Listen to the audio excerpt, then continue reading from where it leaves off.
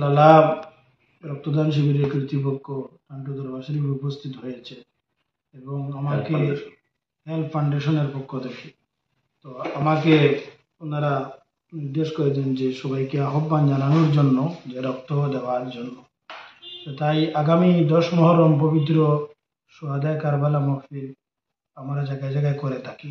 এই মাহফিল শেষে আমরা যাতে একটু সময় লালা কলেজ ময়দানে আমরা যাতে দেই, ওখানে রক্তদান শিবির থাকবে, ওখানে গিয়ে আমরা যাতে সবাই রক্তদান করি, কারণ এটা একটি মহৎ কাজ। মানুষ কোনো সময় বেশি অসুস্থ হলে এই রক্তের প্রয়োজন হয়, আর আমরা যদি এই অসুস্থ সময়ে মানুষের পাশে দাঁড়াই তাহলে আল্লাহ পাক রব্বুল আলামিন আমাদেরকে মায়া এবং দয়া করবেন।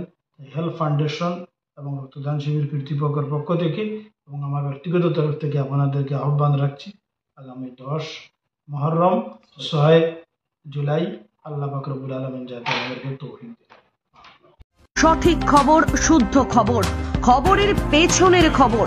বরাকের প্রথম ডিজিটাল প্ল্যাটফর্ম বরাক বার্তা 24।